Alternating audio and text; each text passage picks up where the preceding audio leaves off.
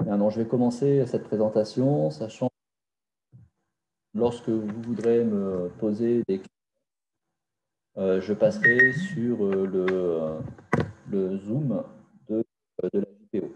Donc, ce ne sera pas les questions ici. Je passerai sur la JPO. Donc, je vais vous faire une présentation, on va dire, allégée de ce que je fais d'habitude.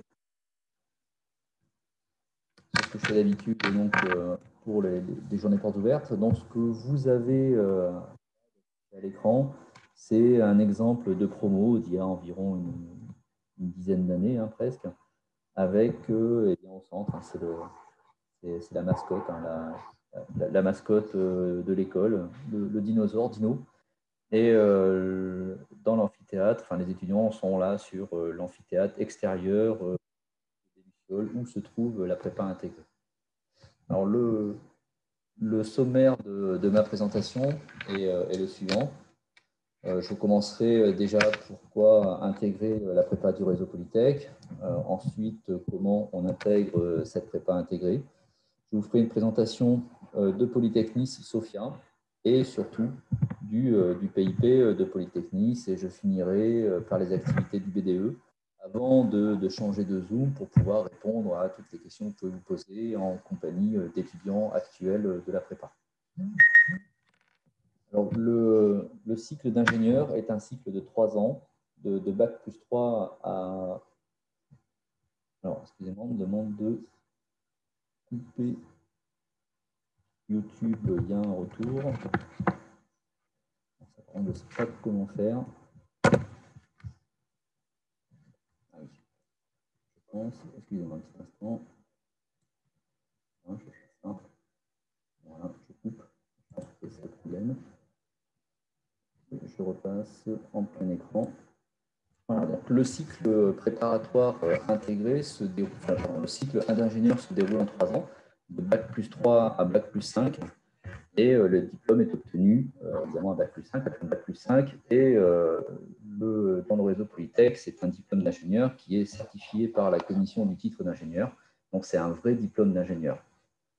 Ça, c'est important quand on regarde les écoles d'ingénieurs, c'est que ce soit vraiment certifié par la CTI. Comment est-ce qu'on rentre traditionnellement dans une école d'ingénieur? Eh bien, c'est par des classes préparatoires ou aussi avec un IUT, une licence, donc en arrivant de licence deuxième année ou en ayant déjà fait une licence troisième année. Bon, évidemment, il y a d'autres sources d'intégration et on peut aussi intégrer la quatrième année à partir du moment où on a déjà validé un M1 ou l'équivalent d'un M1. Un cycle préparatoire s'additionne à toutes ces voies possibles. Donc, cycle préparatoire, ça s'appelle aussi prépa intégrée, c'est le même nom. Et ce cycle préparatoire se déroule en 2 années après le bac. Alors, l'avantage, évidemment, du cycle préparatoire, c'est qu'il est déjà intégré à toute la filière ingénieur. Donc, c'est pour ça que je crie ici que c'est une école d'ingénieur en 5 ans. Polytech, le réseau Polytech propose une prépa intégrée. Et cette prépa intégrée prépare à réussir les études d'ingénieur et non à réussir un concours, puisque les étudiants sont déjà dans le cycle, sont déjà intégrés dans le cycle. Donc, ils n'ont pas à passer un concours qui, traditionnellement, est ici. C'est le cycle, c'est le concours que vont devoir passer, par exemple, les étudiants de CPGE. Donc, pour les étudiants qui sont intégrés dans le cycle, il n'y a pas ce concours à la sortie du cycle préparatoire. Il y a un concours à l'entrée, et ce concours, c'est le concours GPI. La réussite de ces 2 années, la réussite de ces 2 années du cycle préparatoire donne donne un accès de droit à un des départements ingénieurs du réseau Polytech. Alors, le réseau Polytech, c'est un regroupement de 15 écoles d'ingénieurs publics. Je les ai représentées ici sur la carte de France. Vous avez évidemment Nice Sophia. Donc, 15 écoles d'ingénieurs et il y a aussi 3 écoles qui sont associés au réseau Polytech, mais qui ne sont pas dans le réseau Polytech. Donc, ce sont 15 écoles publiques avec des frais d'inscription de 601 €. C'est des frais d'inscription imposés par l'État. Ce n'est pas du tout les écoles qui le décident, sachant que les étudiants boursiers paieront 0. Dans ce réseau Polytech, il y a 117 spécialités ingénieurs, dont 82 sous statut étudiant, donc c'est un statut étudiant classique, ou alors 35 encore sous statut apprenti. C'est-à-dire que les étudiants sont à la fois en entreprise et à la fois à l'école. Dans le réseau Polytech, il y a 16 300 étudiants, ce qui est évidemment colossal. Nous sommes avec des enseignants-chercheurs, comme moi par exemple, des enseignants-chercheurs qui sont affectés dans des laboratoires. Donc c'est pour ça que vous voyez apparaître 160 laboratoires, mais ce sont tous les laboratoires de recherche qui sont associés au département ingénieur. Et le réseau Polytech diplôme 3800 étudiants par an. Alors, une petite comparaison. La source de ce que je vous affiche ici est donnée en bas. C'est des chiffres donnés par l'État. Et ce que je vous montre ici, c'est le nombre d'étudiants en école d'ingénieur en fonction du type d'école d'ingénieur. Et sachant qu'il y a 201 écoles en France et qu'il y a, en tout cas pour l'année dernière, il y avait 167 547 étudiants en école d'ingénieur. Eh bien, le graphe que je vous présente ici montre que le réseau Polytech est le plus gros réseau de France en termes de nombre d'étudiants, puisqu'il représente 10,5% des étudiants. Donc bien devant d'autres écoles comme l'INSA que vous connaissez, les UT ou encore les INP. Donc c'est actuellement le premier réseau de France. Dans le réseau Polytech, les différents départements ingénieurs sont répartis suivant 12 domaines que vous avez là sous les yeux et qui regroupent ces 12 domaines qui finalement adressent tous les domaines de l'ingénierie, sauf chimie pure, parce qu'on ne trouvera pas chimie pure dans le réseau Polytech. Il y en a déjà suffisamment, il y a suffisamment d'écoles d'ingénieurs de chimie pure en France et la commission du titre d'ingénieur n'acceptera jamais l'émergence d'un nouveau département. Alors le PIP, ça signifie Parcours des écoles d'ingénieurs Polytech, c'est une prépa intégrée qui est commune. Le mot commune est évidemment extrêmement important et il signifie que, par exemple, si des étudiants passent 2 ans à Nice pour faire le PIP, eh bien à la fin de ces 2 années, ils vont pouvoir choisir d'aller où ils veulent dans le réseau Polytech. Parce que c'est une seule prépa géante sur toute la France qui comprend en première année 1978 étudiants à peu près. Et ces étudiants sont les étudiants de tout le réseau. Donc s'ils font une prépa sur un site qu'ils ont choisi en général, eh bien à la fin des 2 ans, ils pourront aller où ils veulent. Ils ne sont pas du tout obligés de rester sur le site. Donc par exemple, des étudiants qui font leur prépa à Nice peuvent partir à Paris, peuvent partir à Lille, finalement là où il y a un département qui leur plaît. Et de la même manière, des étudiants qui feraient une prépa, la prépa, mais sur un autre site de France, vont pouvoir venir en département ingénieur ici à Nice. Alors ça, c'est un fonctionnement qui est très particulier au réseau Polytech et qui offre une très grande mobilité des étudiants puisque d'un point de vue statistique, on a 50% des étudiants qui changent de site à la fin des 2 ans du cycle préparatoire. Il existe, on va dire, trois grands types de PIP. Il y a le PIP A qui regroupe le plus d'étudiants, c'est un PIP maths physique. Il nécessite un bac, on peut changer maintenant parce qu'avec la réforme du bac, c'est un petit peu changé, mais il permet d'intégrer 79 spécialités du réseau Polytech. Il n'y a que les spécialités génie biologique et santé d'Angers, génie biologique de Marseille et génie biologique de Nice qui ne sont pas accessibles au PIP-A. Alors simplement parce que pour intégrer ces 3 départements, il faut avoir fait beaucoup de biologie cellulaire, ce qui n'est pas du tout le cas en PIP-A. Pour compenser cela, il y a le PIP-B, qui s'appelle PIP biologie, qui n'est présent que sur 5 sites en France, donc on le voit ici, et il va permettre d'intégrer 15 spécialités du réseau Polytech, dont les 3 dont je viens de parler. Alors, il n'y a pas, comme on le voit ici, il n'y a pas du tout de PIP-B à Polytech Nice, bien que l'on ait un département de biologie pure ici à Polytech Nice. On a aussi le PIP-D qui est ouvert au bachelier technique. C'est un PIP qui se passe en IUT.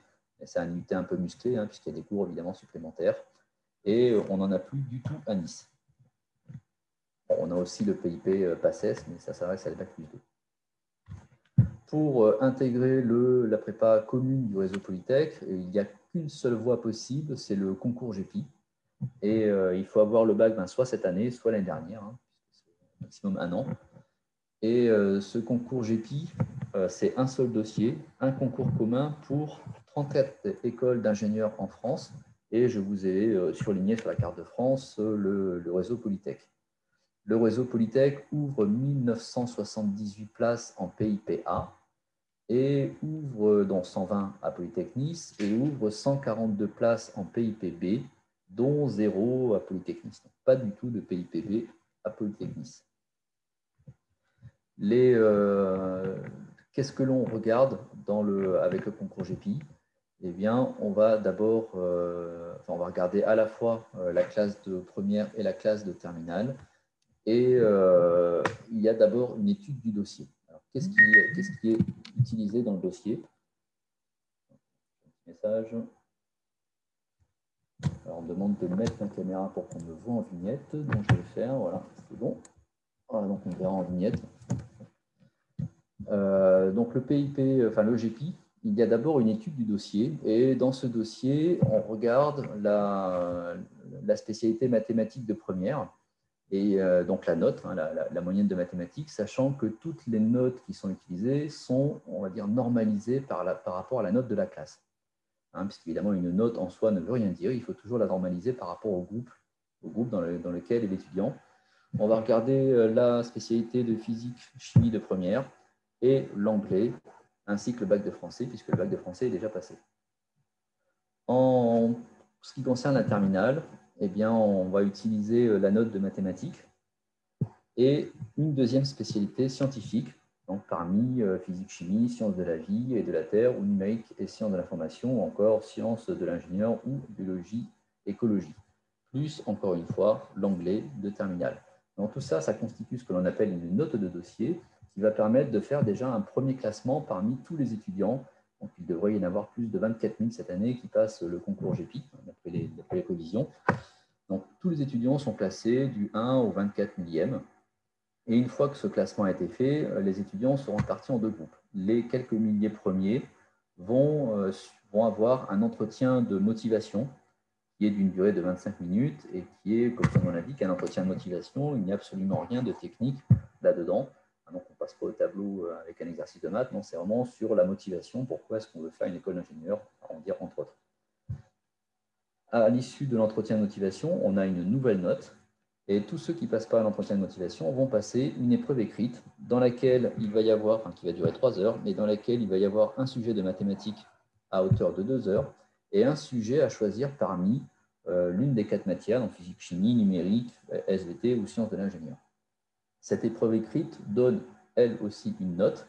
Et ce qui se passe au final, c'est que le concours GEPI va prendre cette note de dossier plus la note de motivation, faire une nouvelle note, une nouvelle moyenne, on va dire, ou prendre la note de dossier et la note de l'écrit. Et les étudiants sont à nouveau interclassés entre le premier et le 24 millième. Et en fonction du classement obtenu et des demandes pour chaque école, eh bien, on pourra accéder dans l'ordre des vœux, du 1 jusqu'on peut mettre 34, on peut mettre les 34 écoles du concours GEPI.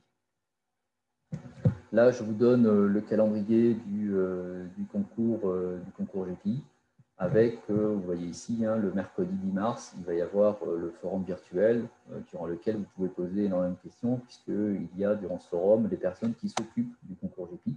Un Polytech ne s'occupe pas du concours GEPI. Polytech utilise les résultats du concours GEPI. Donc, le concours GEPI qui est actuellement ouvert, évidemment, est Parcoursup. L'épreuve écrite, ce sera le 30 avril. Il y a 3 sites dans le 06, 2 sur Sofia et 1 dans Nice. L'entretien de motivation, évidemment, ça prend beaucoup plus de temps, c'est entre mi-avril et mi-mai. Et les résultats sont donnés à partir du 27 mai, évidemment, sur Parcoursup. Parce que tout passe par Parcoursup. Alors maintenant, je vais parler de Polytech Nice Sofia. Bon, c'est ce que vous avez à l'écran, Polytech Nice Sofia, avec, donc c'est le site, avec en haut à gauche eh bien, le BDE d'année dernière, qui et comme premier chiffre, eh bien, l'année dernière, nous avons été classés première école d'ingénieurs en France où les étudiants sont heureux. C'est pour ça qu'on met On met ce résultat à la JPO. Au niveau classement d'étudiants, on est la 10e école sur 78 écoles en 5 ans. Et pour le classement Figaro de 2020, on est la 7e école publique post-bac multidisciplinaire. Alors, ce qui est important ensuite, hein, c'est quand on parle de CTI, la commission du titre d'ingénieur accrédite une école pour un certain nombre d'années. Polytechnis est accrédité pour 6 ans, ce qui est le maximum que l'on puisse obtenir. Donc, c'est un gage de sérieux, du sérieux de l'école. Alors, sur la photo que je vous présente, vous avez le site, on va dire le site principal qui s'appelle site Templier, avec tous les départements ingénieurs, et les Lucioles se trouvent juste un petit peu plus loin dans l'ancien bâtiment du département électronique, avec en temps, il faut entre 5 et 10 minutes à pied, évidemment, il ne faut surtout pas prendre la voiture, entre 5 et 10 minutes à pied pour passer d'un endroit à l'autre. Et le restaurant universitaire, donc ce restaurant à midi, il est juste là derrière.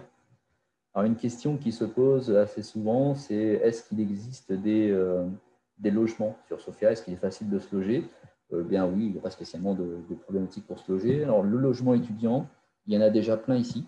Ils sont juste là, juste derrière le bâtiment de la prépa intégrée, donc le PIP. Vous en avez qui doivent être là. Il y en a du Cruz qui est en bas là-bas, au niveau du pied de Garbegère.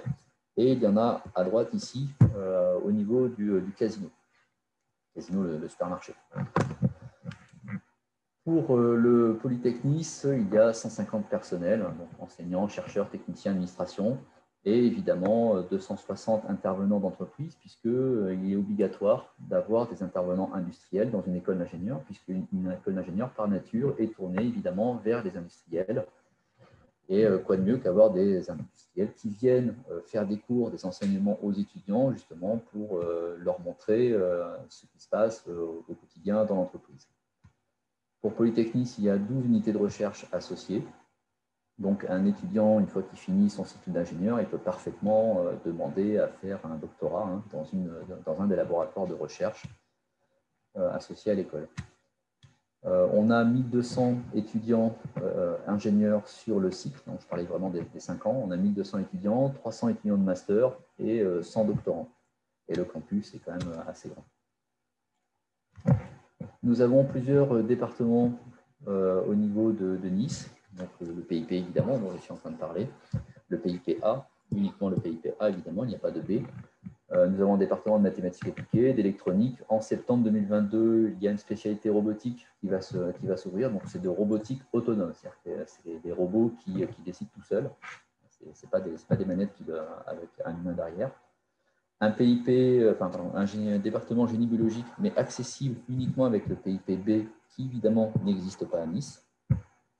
On a un département de sciences informatiques, de génie de l'eau et de bâtiment. Ça, ce que je vous mets à l'écran, ça concerne les formations sous statut étudiant. On a évidemment aussi la formation sous statut apprenti, et ça concerne l'informatique et l'électronique, entre autres.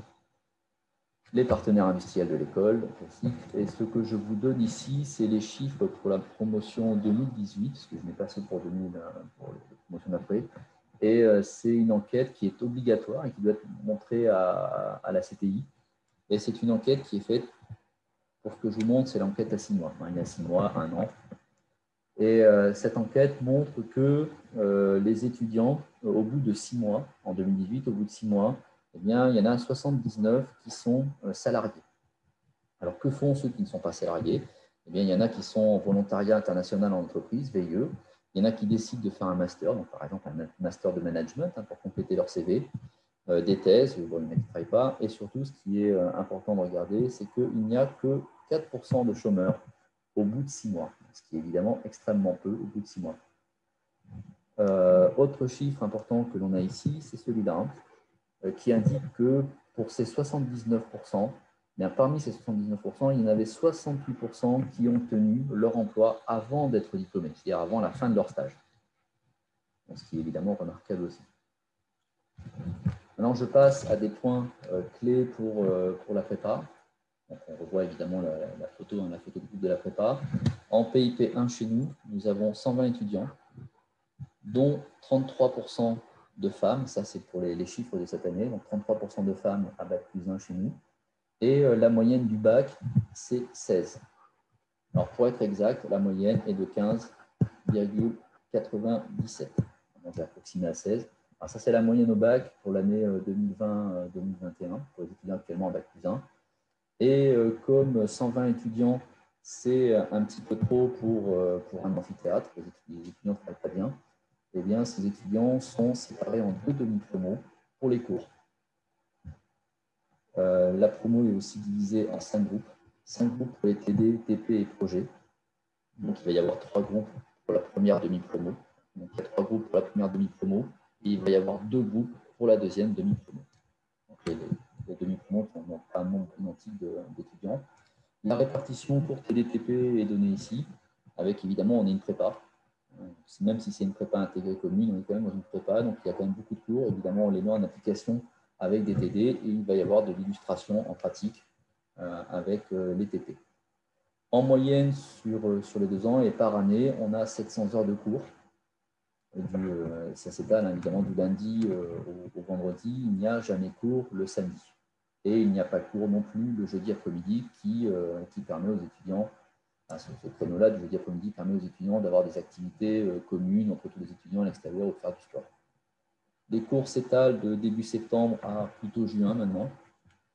Et en Bac+1, il y a un stage ouvrier obligatoire de 140 heures qui se passe durant l'été en général entre le Bac+1 et le Bac+2.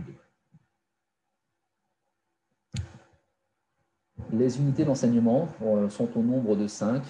On y retrouve mathématiques, très important. Un tiers du programme, c'est des mathématiques. On y retrouve aussi de l'informatique à hauteur de 20%. Informatique, de la physique à hauteur de 20%, électronique aussi. Et le bloc que vous voyez ici correspond à l'anglais et à la technique d'expression. Une grande partie des enseignements sont réalisés par des enseignants-chercheurs, donc c'est évidemment mon cas aussi, ce qui permet d'amener aux étudiants un volet qui est à la fois la recherche, mais aussi tout ce que l'on peut faire comme contrat de recherche avec les industriels, puisqu'on travaille évidemment avec eux aussi en tant qu'enseignants-chercheurs. Et c'est ce que l'on peut amener aux étudiants au quotidien en prépa, c'est comment ça se passe réellement en entreprise. C'est un point évidemment très intéressant que l'on retrouve dans les prépas intégrés. Alors, les projets sont au nombre de 2, donc il y avait les TP, mais il y a aussi des projets. Il y a un très grand projet qui se situe en PIP1, qui est un projet d'informatique. Les étudiants ont un cahier des charges qui change tous les ans. Et les étudiants doivent développer un code qui correspond au cahier des charges qui a été donné. Donc, je vous donne 3 exemples ici. Le jeu des allumettes qui a été développé en Python. Chaque étudiant ensuite a fait son graphisme, ce n'est pas imposé. Vous avez le toucher-couler ici en Python aussi, où vous avez le jeu du Siam. Donc, le jeu du Siam, ça c'est un projet quand il est posé, qui est un projet à Bac+2 et qui est développé en Java.